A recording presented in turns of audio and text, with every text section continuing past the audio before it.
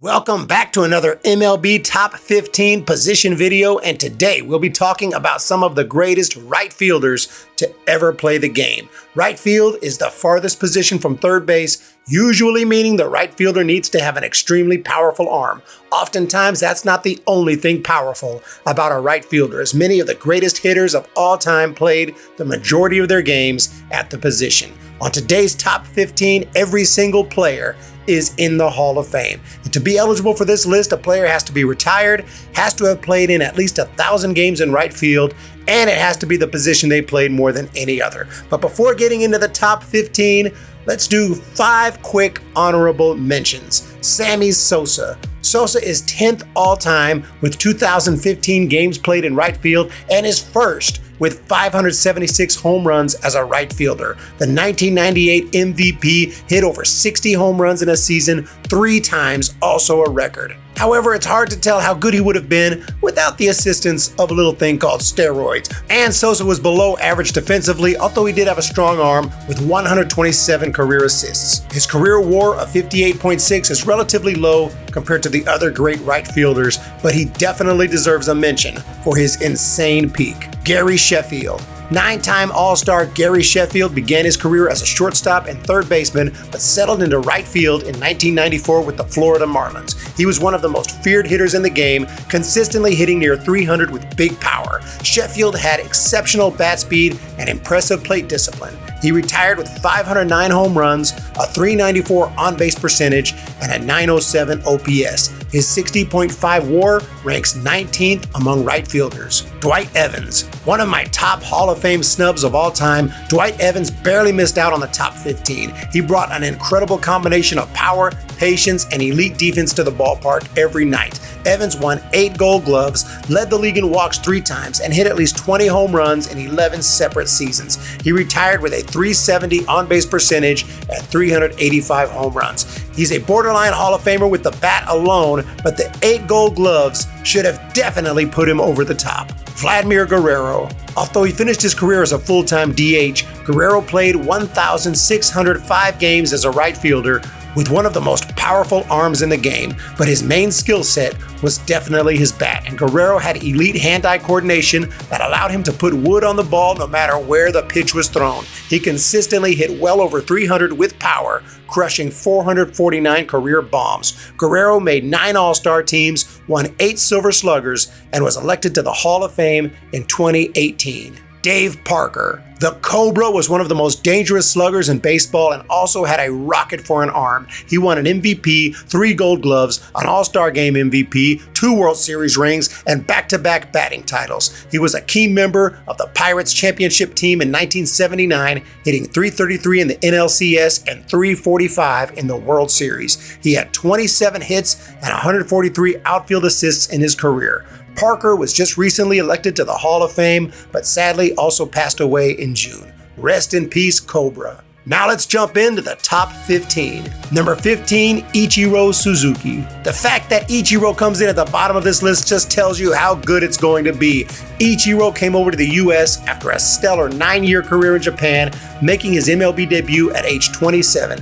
He had a season for the ages, winning the Rookie of the Year and MVP, hitting .350 with 242 hits and 56 stolen bases. It was just the beginning for Ichiro, who played in 19 separate seasons in the big leagues, leading the league in hits 7 times, and he made 10 straight All-Star games while winning 10 straight Gold Glove awards. He reached 3,000 hits with a .311 career batting average. Who knows what career records he could have broken had he started his career back in 1992 when he began his pro career in Japan. But regardless, Ichiro is one of the greatest right fielders to ever play the game.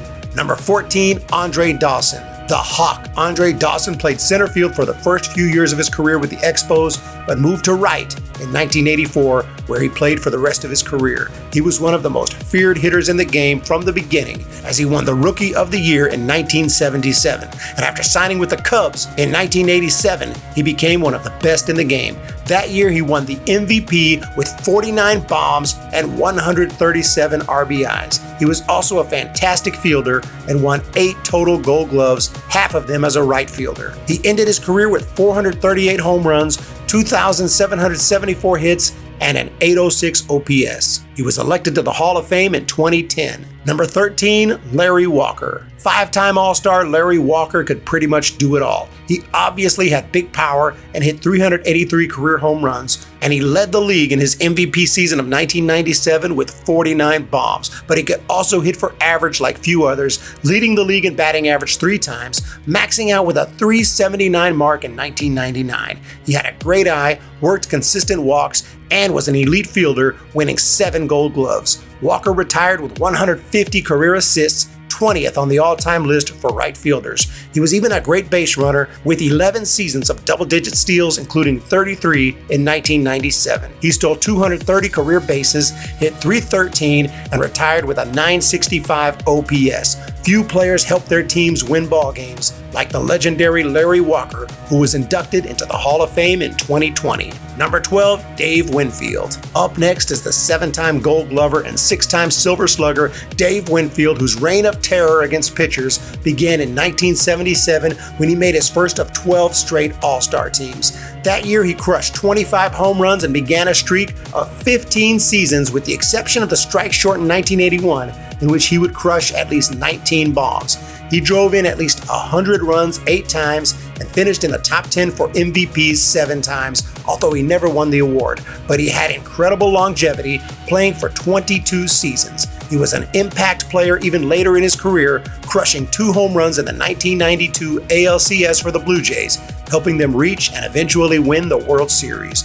Winfield retired with 3,110 hits and 465 home runs, and he was elected to the Hall of Fame in 2001.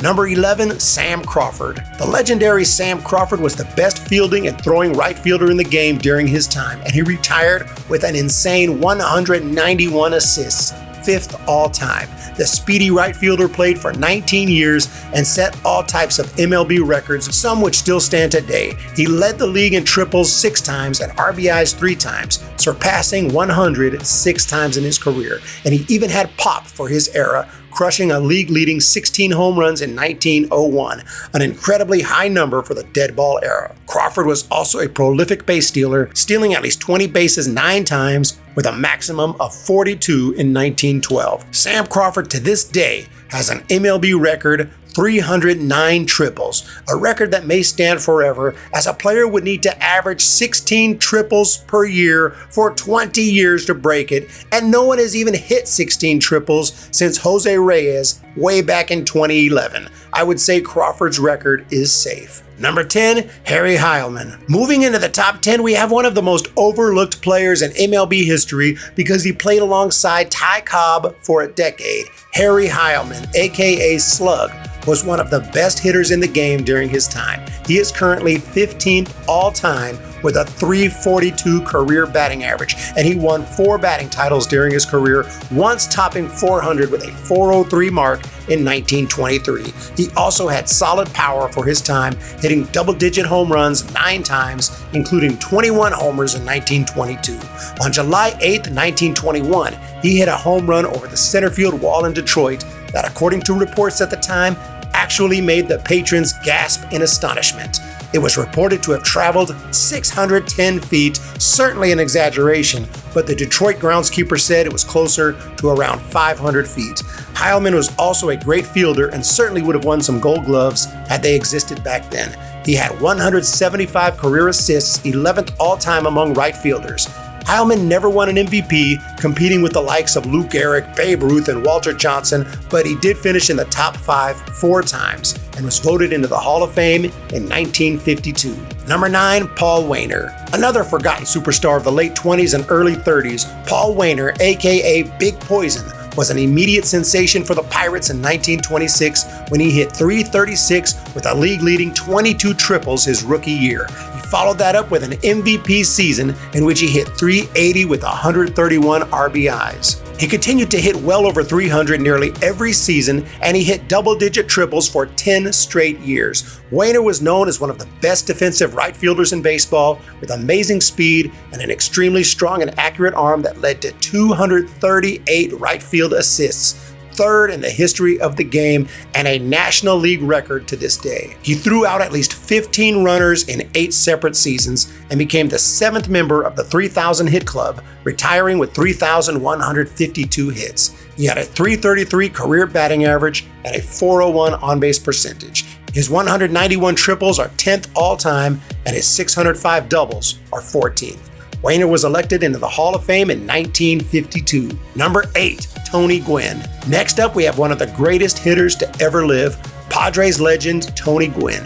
The Padres knew he was a pure hitter with good potential when they took the local kid in the 3rd round out of San Diego State in 1981, but they had no idea just how good he would become. Gwynn immediately tore up the minor leagues, hitting .462 in AA, forcing a call-up by 1982, and he quickly became a regular in the Padres lineup. He led the league in 1984 with a .351 average and 213 hits, finishing 3rd for the MVP, and he continued to rake his entire career, making 15 All-Star teams, winning 8 batting titles, and he also played excellent defense in right field, taking home 5 Gold Glove awards.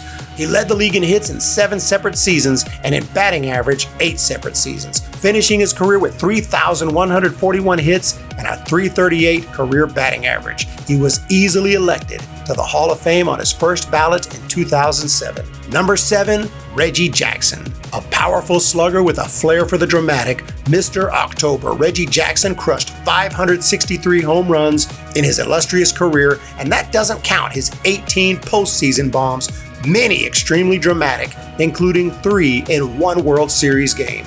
He began his career with the A's and made his first of 14 All-Star games in 1969, a season in which he hit 47 home runs with an OPS over 1,000.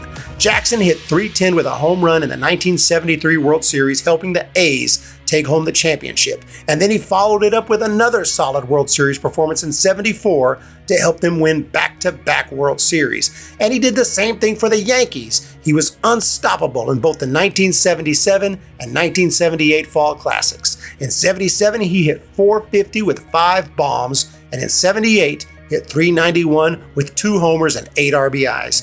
Jackson had a flamboyant personality and often crashed with his managers, most notably Billy Martin. He wasn't the best defender and he struck out a lot, but it was all worth it for his incredible power and ability to come through when it counted. Jackson was inducted into the Hall of Fame in 1993. Number 6, Al Kaline. Coming in at number 6 is Al Kaline, who played 22 years in the big leagues, accumulating over 3,000 hits with 399 homers and a .297 batting average. He was a force at the plate since his rookie year in 1955, when he led the league with a .340 batting average while crushing 27 homers with 102 RBIs. He hit over 309 separate seasons, consistently hitting around 20 to 29 homers. He had a good eye and worked 1,277 walks, resulting in a .376 career on-base percentage. He was also one of the most exceptional defenders in the game, retiring with a .987 fielding percentage and 146 assists. From the inception of the Gold Glove in 1957, he won the award in 10 out of 11 seasons. He would have likely won at least 2 or 3 more had they existed earlier in his career. In 1968, Kaline hit .379 with 2 home runs and 9 RBIs in the World Series, helping the Tigers win it all. He retired as one of the greatest players in the history of the game and was elected into the Hall of Fame in 1980. Number 5, Roberto Clemente. Now we move into the top 5 for some of the most decorated and legendary ball players of all time, and they all played right field. And number 5 is the great one, Roberto Clemente, whose career was tragically cut short on December 31st, 1972, when he perished in a plane crash attempting to deliver aid packages to Nicaragua, which was affected by a massive earthquake. When he died, Clemente was already a baseball legend, having played for 18 years with the Pittsburgh Pirates as an absolute superstar both offensively and defensively. He had his breakout season in 1960 when he hit .314 with 16 homers, making his first of 15 All-Star teams, but the next year he was even better, leading the league with a .351 batting average. He won 4 batting titles in his career and finished in the top 10 for MVP 8 times, winning the award in 1960. 1966. As a defender, Clemente was absolutely stellar, possibly the greatest defensive right fielder ever. He had a cannon for an arm and was ridiculously accurate as well. He had 256 career assists, second in the history of the game for a right fielder. Number 4, Frank Robinson. Next up, we have Frank Robinson, who lit up the league out of nowhere in his rookie year of 1956 with Cincinnati, hitting .290 with 38 bombs and a league-leading 122 runs. He unanimously won the Rookie of the Year award and continued to crush the baseball for 21 years, hitting at least 30 home runs 11 times while hitting for average. He led the league in OPS in 4 separate seasons, each eclipsing the 1,000 mark.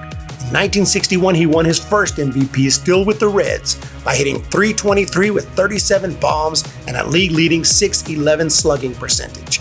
He won a second MVP in 1966, his first year with Baltimore, in a season for the ages. Robinson won the Triple Crown, hitting .316 with 122 RBIs and a career-high 49 home runs. He ended his career with 586 bombs and a .294 average. And he also became the first black manager in MLB history in 1975, but he was also still a player and went deep in his first at-bat as manager. Robinson was also an elite defender who won a Gold Glove in 1958 and even stole over 200 bases in his career. He got his plaque in the Hall of Fame in 1982. Number 3, Mel Ott. During the 1930s, the best power hitter in the National League, hands down, was New York Giants right fielder Mel Ott. He led the league in homers 6 times and was also one of the most patient hitters in the game, leading the league in walks 6 times and on base percentage 4 times. He played for 22 years, all for the Giants, and retired with 511 home runs, 2,876 hits, 1,708 walks, and a .304 career batting average. He was an elite defender with an insane arm, retiring with 235 assists, still 4th in MLB history for a right fielder. He made the first All-Star team in existence in 1934 and went on to make a total of 11.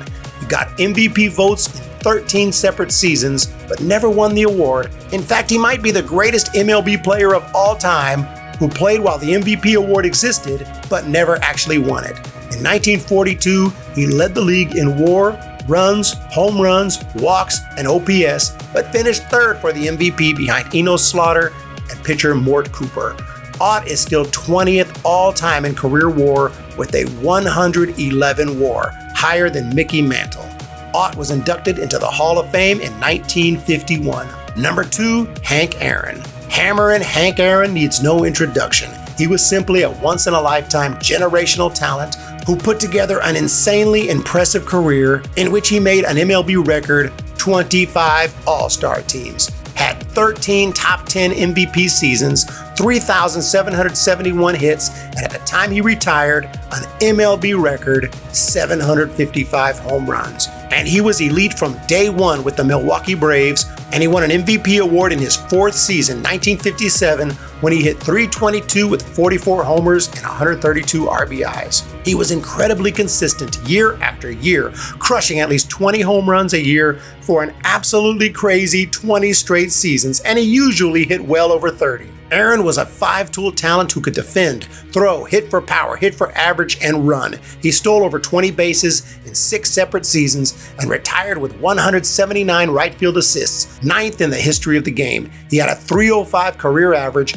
2,227 RBIs, and still holds the MLB record with 6,856 total bases, a record that may never be touched. Aaron was inducted into the Hall of Fame in 1982. Number 1, Babe Ruth. But at number 1 has to be the GOAT, the greatest of all time, Babe Ruth, who played 1,128 games in right field. No player ever separated himself more from his peers than Ruth did. He started his career as a pitcher, and he was elite, winning 23 games in 1916 with a league-leading 1.75 ERA, but he was just too good of a hitter to be a pitcher. And in 1919, he moved to the outfield full-time and put up numbers no one ever thought possible.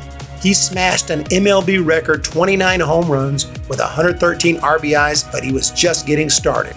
In 1920, he broke his own record, by hitting 54 homers. And then in 21, he broke it again with 59 home runs. Of course, he would eventually break that record with an astonishing 60 home runs. His offensive numbers dwarfed those of every other player, and he also hit for average, hitting well over 300 nearly every season, maxing out at an incredible 393 mark in 1923, the year he won the MVP. At that time, players were only allowed to win one MVP. Had that not been the case, Ruth could have won as many as 10. Earlier in his career, he also had speed and was an above-average defender, although as he focused more on hitting and gained weight, his defensive skills declined. Still, his offensive numbers more than made up for it, and he ended his career with 714 home runs and a .342 batting average. To this day, Babe Ruth holds the MLB record for career slugging percentage, OPS, OPS plus, and WAR.